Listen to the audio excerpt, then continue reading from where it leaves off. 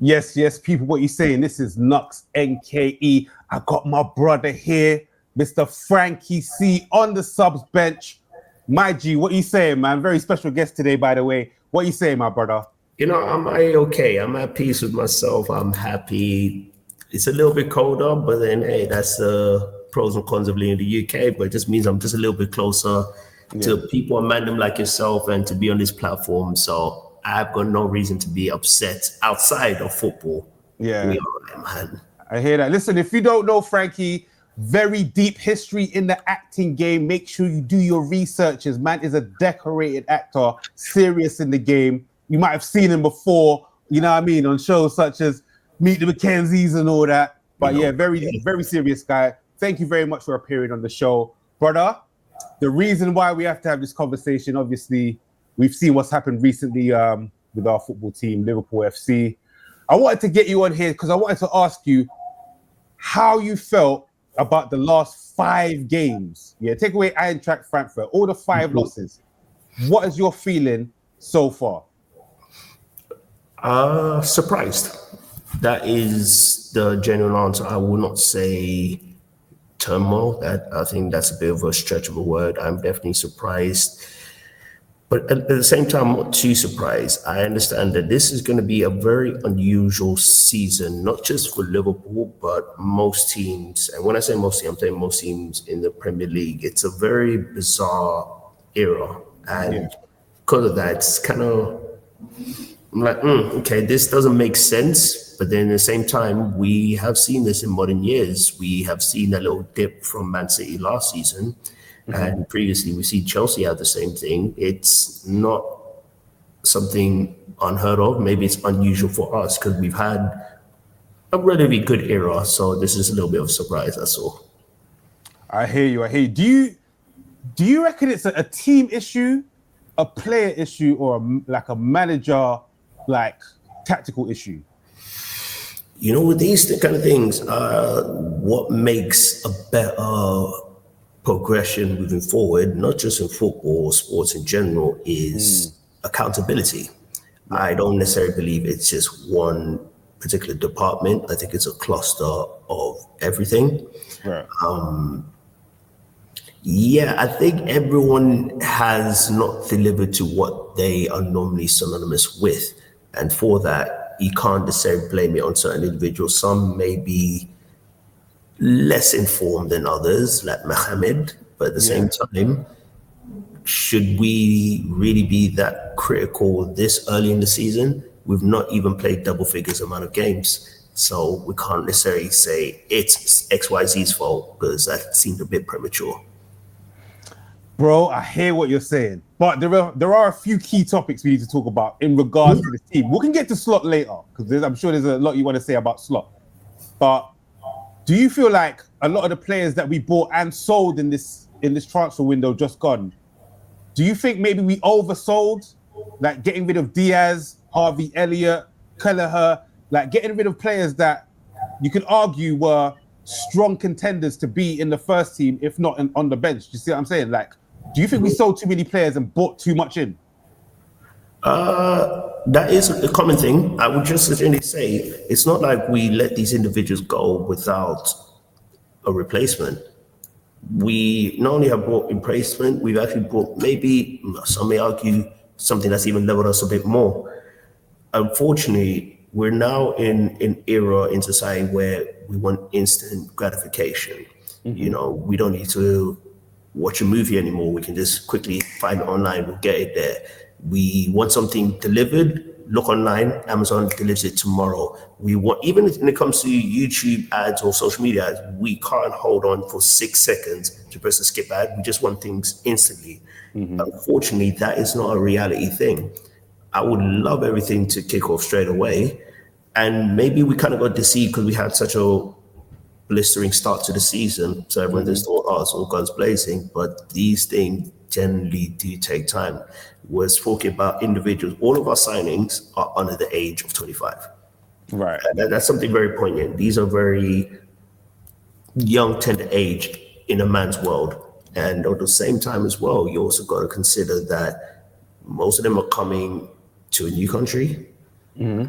speaking new language, new weather, environment. We always just see 11 men on the pitch, a football, how many goals are scored. There's a whole lot that goes on behind the scenes before it actually goes into it. So it is a thing where I feel that we could possibly do better. But like I said, I'm only saying do better, not doing our absolute best, because this is not the time of season to kick off and start. We've got way more games to play than we have played. If it was, we played what? At this point of this video, we played 9 league games.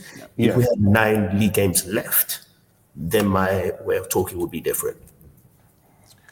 I hear you, man. Listen, I feel the positivity. Yeah. I don't know if you've watched all the games through and through from beginning to end. Bro, what I don't like about the way we play, yeah, is that we don't like get the second balls no more. What I liked about Klopp and the way we played under Klopp is that we very much focused on the counter press. If you lose the ball, forget about moaning, complaining, counter press, get the ball back. We've lost that kind of zip with the counter press. We've lost the kind of press from the front. You know what I mean? Obviously, Diaz was there. Obviously, RIP Jota, he was there. Nunez was there. Like, I don't know, man. I don't know if Slot is able to fix the amount of errors, because I feel like we've been figured out, man. I feel like every team has kind of figured this out, and there's only like every team, like Crystal Palace is a decent team and could compete in Europe this season. That's how strong the Premier League is, man. And I'm very worried that Slot might not be able to adjust to the time. And with that, do you think Slot is out of his depth? First, to your last question, no, he's not out of his depth. I do. So what I generally feel, and by the way, I'm not a qualified UEFA licensed coach, so I'm only speaking subjectively, and that's what we always need to understand. Football and sports is a subjective, specifically football. What I've come to believe may be an issue for us this season, and I feel what can be resolved is it doesn't matter whether it's the defensive department, midfield department, or attacking department. I would like to see at least one of those 3 departments have a consistent players playing. If you look at our defense, I think our only consistent partnership is Van Dijk and Konate. We had Robertson come in and out. Kirk has come in and out. Soboslai sometimes coming in right back, which means we've not had a consistent midfield. We've not even had a consistent front 3. None of even Alisson's not even our goalkeeper has not been consistent. There's not been a formal consistent, which is due to injuries. So there's many factors. And I generally think that is where our wobble is from the outside looking in. It's not about being figured out. It's just because we have not got a solidified team. I've been speaking to a few Liverpool fans, pardon me, and I even ask yourself, I don't even think many of us even know what our strongest 11 is. So to have Definitely a core, it's quite difficult to build something if the skeleton's still a little bit fragile. And that's why I feel the issue is to say Slot is out of his depth is ludicrous. Absolutely ludicrous. That is, No, I agree. It's super early to say that. Obviously, he's going through a little bit of a storm now, but you know, these type of things show, you know what I mean, managers, if they're actually good quality managers or if it was just a fluke basically last season. I think one of the major things we need to work on, obviously Trent left in it, and that took away a lot of the long balls and the assists, and it's almost taken away Salah, because now he's having to deal with like Bradley and that. I don't know if Bradley's that good on the ball in terms of crossing it in and doing what Trent does. Trent is obviously you know what I mean, a one of a kind type of player, man. And yeah, I think Slot's got a lot of work to do, but I think he could definitely do it, man. But I don't know if the fans will stick with him, man. A lot of the fans are saying that, you know, because Klopp basically put out an interview, or someone put out an interview interviewing Klopp, and he said that he's, you know, down to come back. So the question is, would you take him back if there was an option? no. Come on, Frankie. I know you're saying it. I know you've got close ties with the club. Okay, let me ask you this. Anyone that has been talking about Klopp's interview, ask them who's actually watched the interview. That is where the difference is. A lot of people have just seen snippets. You've been in the media yourself, Knux. Yeah. You know how certain medias facilitate, manipulate what is being said. If you genuinely watch the interview, which I have, Yeah. The guy basically said, word for word, he's not coming back. The question was, would you ever return back to Liverpool? He says, in his answer, his full answer was, I said, if I ever would manage in England again, it would probably be Liverpool. So theoretically, yes, I probably would. But in reality, no, I won't. But they only took, yes, I would. That's the only thing they took. And that's what's propelled thing. You don't want to manipulate and play with nostalgia. Yeah. And I hear you. Klopp has said himself, one thing that's made him a very good legacy is he knows when it's time to move on. And to all the fans out saying otherwise, you're kind of contradicting the abbreviation of YNWA. And I'm gonna leave you guys on what that actually stands for. You never walk alone. Now you're leaving. I'm not saying not to be critical. That is absolutely fine. You are entitled to it, but you're not entitled to having your opinion be an actual fact when it actually isn't. We shouldn't, as fans. I generally always say the time, don't make permanent decisions on temporary emotions. I hear you. You're being very tranquil right now, Frankie, and I respect that because it needs to be balanced. I'm not gonna lie. I've been slightly vexed, but after listening to you, you know what I mean, a lot of what you're saying kind of makes sense, and we can't really be rushing into final decisions after 5 losses. But bro, if Slot doesn't pick this up, if Wirtz doesn't score a goal in the next 2 games, I'm extremely worried because now I'm thinking that Slot doesn't know how to use him, or that Wirtz is not built for the Prem. So it's either one of those. Is Wirtz not built for the Prem, or is Slot unable to utilize his skill set within the Prem? So I'm generally not actually as positive people believe I am. I am an optimistic person, but I'm also in touch of the bigger picture. Many just see, like I said, they see the football, the pitch and everything. Going back to something, he doesn't know where to put Wirtz. And at the same time, you also got to ask as well, Trent gave that balls and passing to Liverpool's assets. And now you ask yourself, why do you think Solskjaer is playing in the same position as Trent? Not even same position, same role, because positions and roles are 2 different things. For example, being Conor Bradley is probably a traditional right back, but Trent was an inverted, and similar to what Solskjaer is doing. I do feel the issue is trying to squeeze as much too soon. This goes back to what I was saying about being instant gratification. Even I don't even know what our strongest team is if everyone is fit. Wirtz will be fine. He will be fine. He's got a very good environment around him.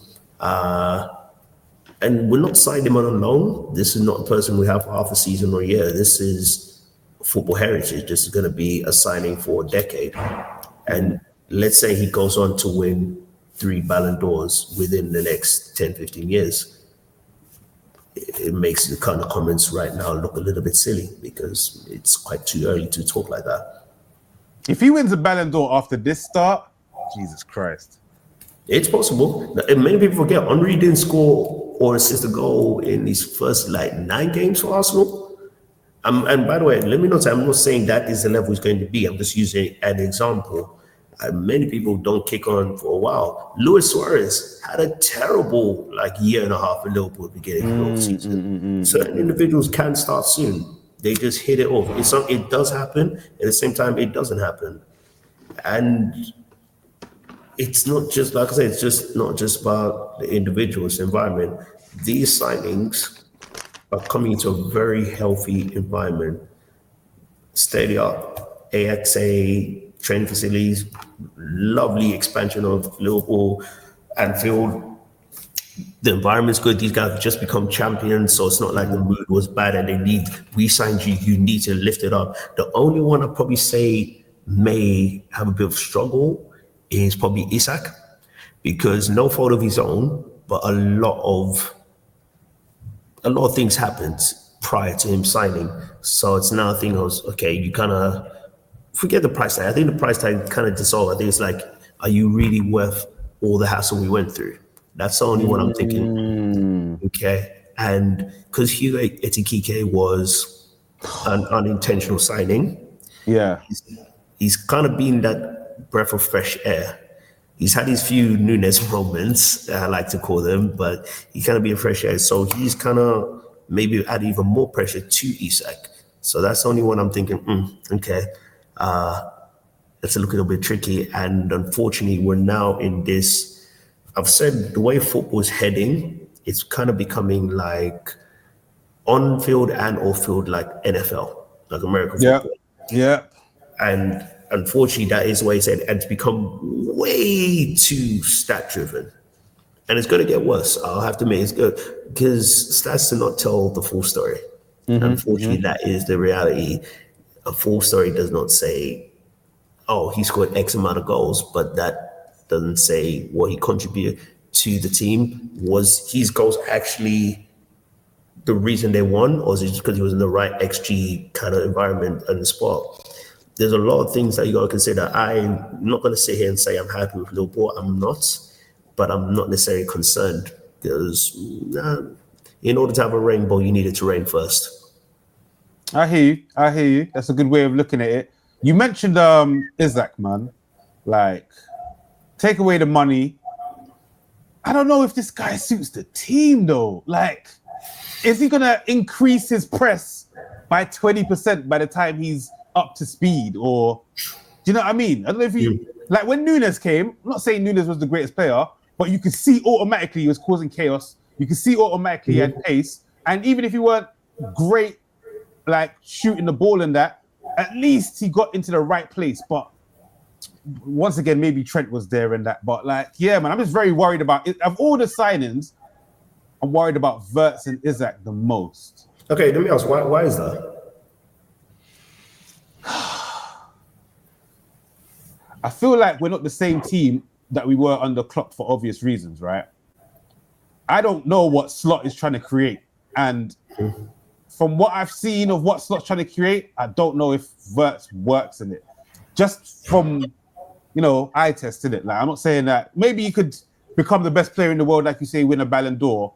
But the way he's getting barged off the ball, bullied off the pitch, and he makes football look hard, bro. That's never a good sign. Isak, he just got tons of pressure on him, like you said. And I was going to ask you as well, in a perfect world, who's your front three? Everyone fit? Everyone fit, on form.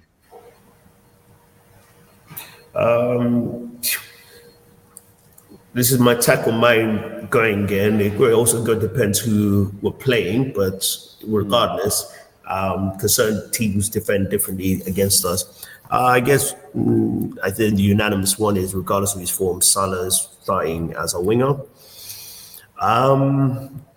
Isak, Gakpo. Yeah, I'll probably say that. No Ekitike, no? I would have mentioned his name, but no. Just for the fact of I know what Isak is capable of, and he's proven in this league. It's a tough one.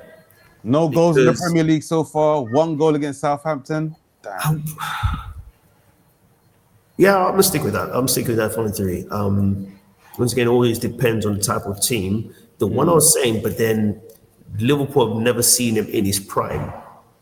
If we ever do see this individual in his prime, he, in my opinion, is a guaranteed right left winger, would be Federico Chiesa. But I don't think, I could be wrong, but I don't think we're going to see the prime I know of Chiesa, because I saw him live in the Euros, when the Euros was in Wembley. So I watched, I was there in the semi-final and the final when Italy won. And literally watching him was like watching a prime Mane. The guy was phenomenal to watch. Unfortunately, he's had these few injuries, a few extracurricular activities outside off season that's caught up. But yeah, I'll say the front three is as you were. But if they were all in the prime, I would swap Chiesa for Gakpo. Yeah, people are not feeling Gakpo, man. I understand as well. I like him. Do you know what it is? He's. And Salah's a bit like this as well. It's not really an appealing watch. That's a crazy way of putting it. That's like a soft way of disrespect. To be honest, I feel that's kind of the reason why Salah doesn't get too much as respect. I believe me, it's not because he's Muslim, it's not because he's African, none of that. It's he doesn't have that wow factor, so to speak. Which Henri said, and Henri said it not in a critical way. He said it like, yeah, that's his game. Yeah, it's just not really. And for Gakpo, it's kind of very Robin-esque, cut in shoe. It's like it's predictable. Yeah, he could. You can't say he could put more effort because he hit the post 4 times against Man United. There'll be a day where he hits a hat trick like Coit. So it's just one of, not appeals to watch, but there you go. Do you want to be entertained or do you want to win? And most people say both because we're greedy like that. I hear you, man, and you brought him up, bro. We have to have the Salah talk, man. Like, take away the fact that he's not, amazing on the ball, bruv. What are we doing with this guy? Because his performances at the beginning of the season, even when we were playing well in our 1-2 games, non-existent, bruv. It's like, I don't know, is he partially injured? Is he tired? Is he like? What's your thoughts? What's your thoughts on why Salah is just underperforming this season compared to the rest of the other seasons? I'll answer your question. I'm just putting out there. I want to iterate on the tiredness. But we'll get back to that in a bit. I don't think Salah is tired, but I'm going to bring that up for a reason later. I hope this doesn't become too much of a thing that it becomes an excuse. Yeah. But in my memory of what I've seen, I think he was the only one who publicly welled up in regards to Jota. And when we lost the game to Chelsea, Van Dijk did mention that some of us are kind of going through it. This is a very fragile topic, not just for me, just anyone, because no one has actually ever experienced something like this. Mostly when players do move on or pass on, it's at the end of the career. It's not in the middle. And a player who was in their prime, and all of a sudden, Klopp said in the same interview, which people need to watch, he said that he can't imagine how the changing room is in Liverpool now, seeing that empty space there. There's a lot of psychological, mental things in there. And I remember Salah well double cried after we won our first game. Like I said, these are explanations, but my big fear is I don't want it to be perpetuated too much to be an excuse. And I don't want to say that's the reason for Salah's fail, but the fact that he was the only one publicly who cried, that could be an indicator of where he is mentally. But it's a weird one because it's not even like he's finishing is not there. Like I've seen his touches are really bad. His crosses are literally going back to the keeper. There's not, with these situations, not okay. If you're not scoring, how else are you contributing? Right. I'm not seeing any contribution in any capacity in possession or off possession. So I don't know. And in a weird way, I think AFCON will be a blessing in disguise for him. Just escape the Western world, escape everything, just focus on something else. But it's a weird one. I feel he's it's an odd way to say it, but I feel he's earned the right to have a bad form. We're talking about a guy who's considered only meant to be a one-season wonder. Now he's on his 8th, 9th year. Yeah. You can have a dip. I mean, I remember there was a period where Cristiano Ronaldo didn't score for like 3 games. And the journalist said, are you on the decline? And Brandon's like, listen, I'm the all-time top goal scorer. Name me a player who's scored in every single game. This is not possible. Like there is going to be some dip. It's just how you come back from it. Yeah.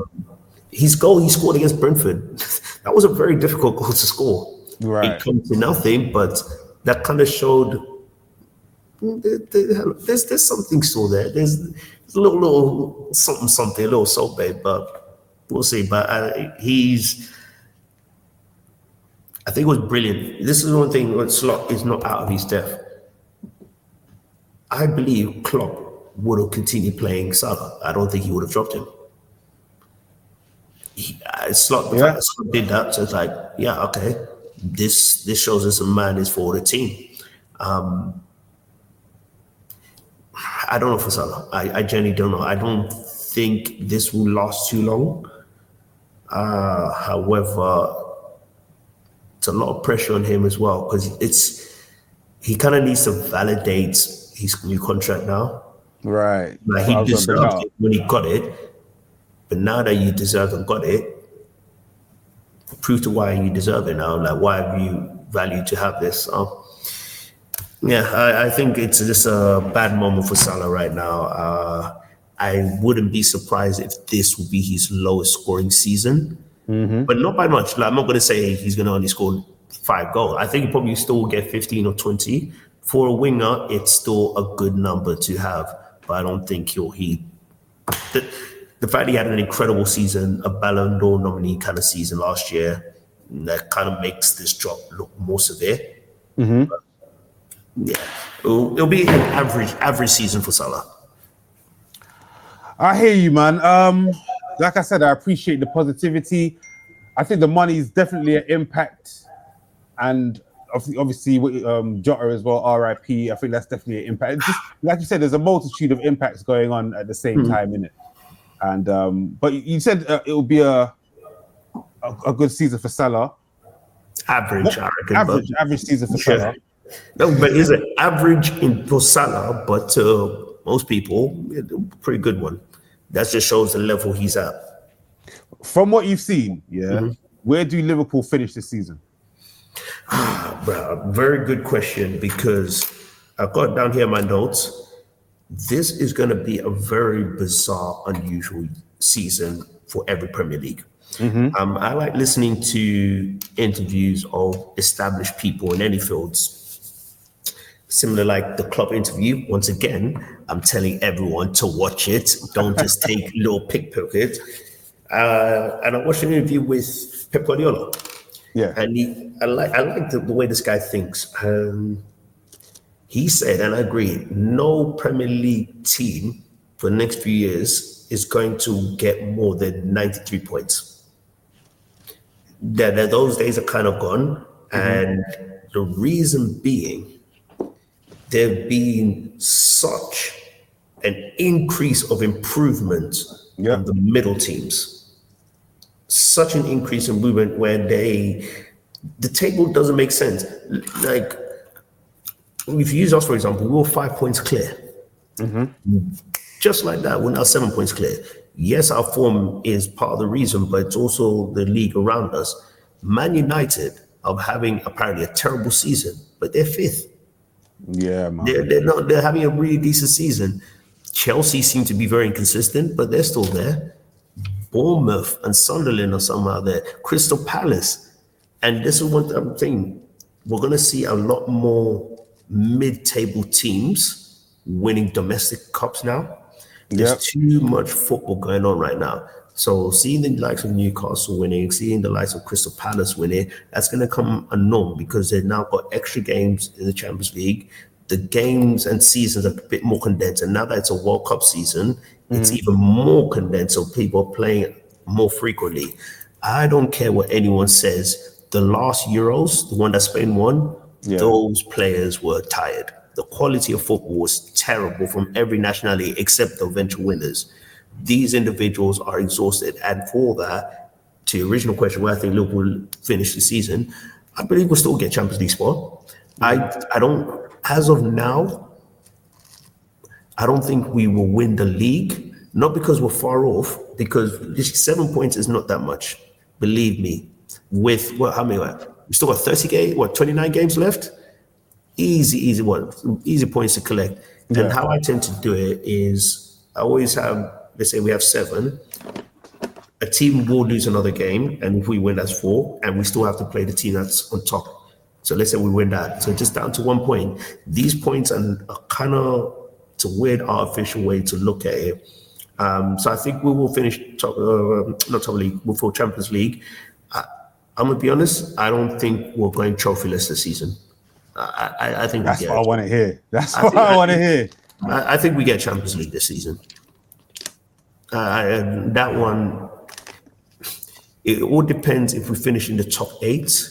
But even then, here's the thing, depending on, because when is this coming out? Is this coming out before the Crystal Palace League Cup game or after? When's Crystal Palace playing? Tomorrow. We're playing Crystal Palace on Wednesday.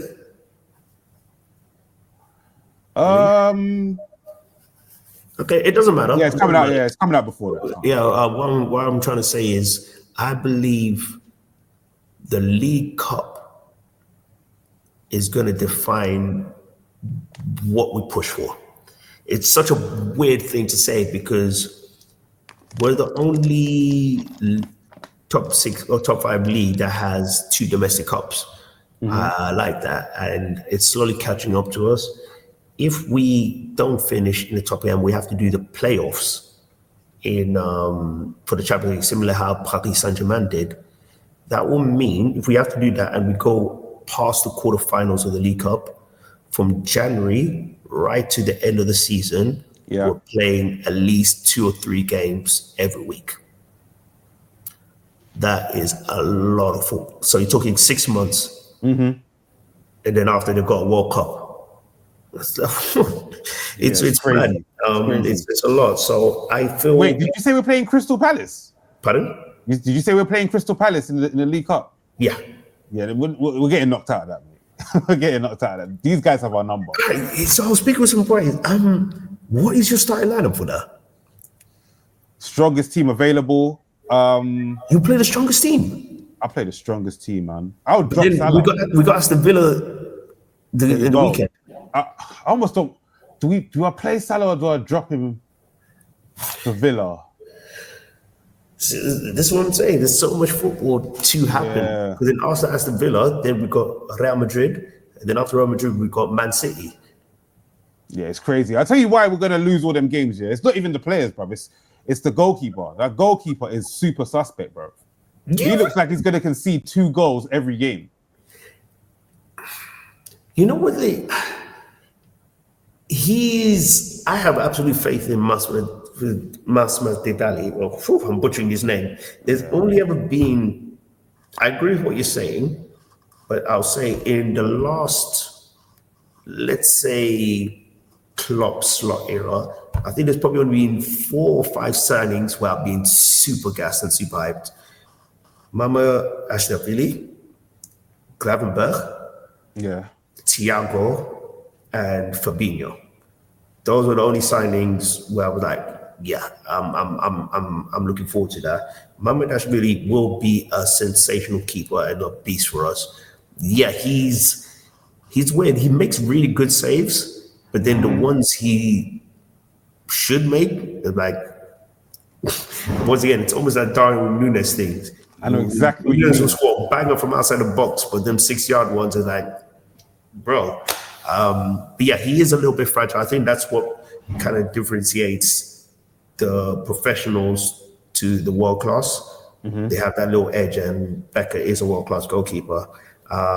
He's a bit shaky, but he'll be all right. Yeah, he'll be cool. He's one who I feel requires a season in the Premier League.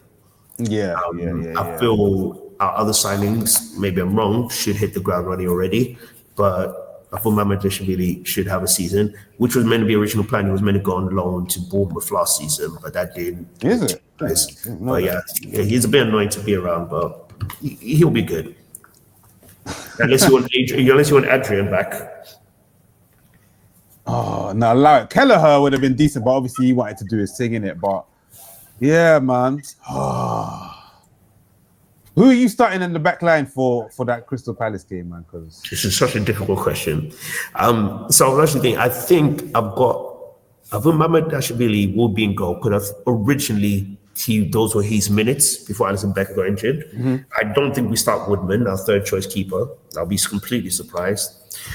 Left back, Andy Robertson, Joe Gomez, and Konate.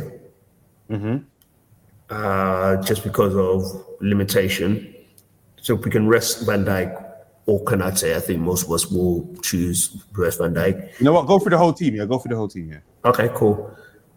I don't know I think right back, I'll go Conor Bradley. However, I don't know what the issue or injury update is for Frimpong, because he didn't finish the game, so I don't know his current situation. He pulled a hammy in it. They said he's Yeah, out. yeah, yeah. I've not heard anything since, so I don't know what going for that. Midfield, I believe we're doing Endo, McAllister, Jones up top. I believe we're doing. I think we're doing TK. Yep. Yeah, Etikike, Chiesa, and Rio Nigoba. Yeah, that's what I'm thinking. I think that'll be our three. I like that front three. I just probably know that wouldn't be a sustainable front three, but I get where you're going with it. You get me? Yeah, where it's like.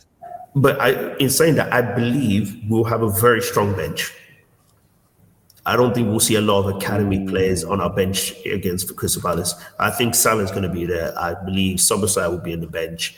Even Van Dijk may even be on the bench. I don't think these players will be completely dropped off. Let me actually check. I don't know if we're home or away for that game. If we're home, I think we're away again. You know, I think we might be at home. If we're home, let's see. No, yeah, we're home. We're home. Yeah, so for home, I think Van Dijk will play. I think if he was not play, he'll be on the bench. I think that is a starting lineup that should be Palace. And I have a feeling they're going to play their strongest team in it, and that's why. Here's the thing: I don't know how equipped they are for the European life, because they're in Europe still. So their one's a little bit different. They play on Thursdays and on Sundays. So that will catch up with them eventually still. Yeah, and you're seeing with Nottingham Forest, Newcastle kind of have that kind of yo-yo kind of season as well. But yeah, I feel we should win that game. I thought that is a strong enough team to get us through. And what do you think the score is going to be? I think both teams are scoring.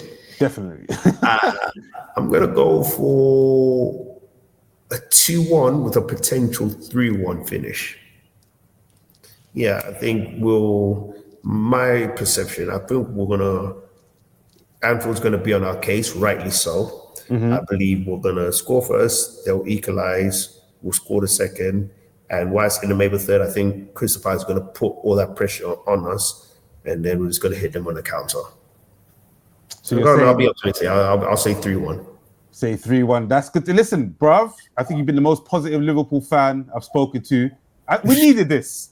This has definitely brought a bit more, because their matches are hard to watch, man. But it is. Like I said, I am positive, but like I said, I am not happy. These are things you're not happy, but you can definitely see something, because we're still scoring goals. We're still kind of, even I feel like it was always kind of still in it. For example, even the game against Brentford, I would not be surprised had we nicked a draw, but it was kind of there because we have that pedigree. But like I said, I'm not necessarily happy, but even though I'm not happy now, I'm pretty sure I'm going to enjoy slot number 7 in the Champions League. Light work. And you said we're going to win a trophy, yeah? You think we're going to win the Champions League, yeah? I reckon it's either Champions League or the FA Cup. Champions League or the FA Cup? Yeah. Listen, I think somebody's... What we're going to do, let's wrap this up. And what we'll do, if you've got time, either after the Crystal Palace game or after that, we'll re-link up again, see where I'll go and see where we are from there. But let them know where they can find you in it. You get me? As always, peeps, in any platform, take your pick. Frankie Clarence. So that's Frank I.E. Clarence like Clarence Sedoff. Yeah. Any of the platforms there, you'll be lucky to find me. Once again, thank you for coming to the platform. People, the Subs Bench, we're on TikTok at the Subs Bench Podcast. We're on Instagram, the Subs Bench. Wait. Go on. What's your prediction? I'm going to go with, we're going to lose 2-1. I don't like to predict losses. Yeah, bro. I think it's going to be like that, bro. That manager has something on us, man. It's disgusting. Okay, let's see. I don't know. It's in a weird way. I think we'll win the game, but hey, to say I think we're drawing against Villa. It's not good either way. I think we might. Yeah, Be you know. mad. Anyway, guys, thank you for watching. Obviously, subscribe, like the content as well. Make sure you leave a comment. You get me? And we'll be having more shows, more guests. Make sure you stay locked. This has been Knux, NKE, the Subs Bench. We're out.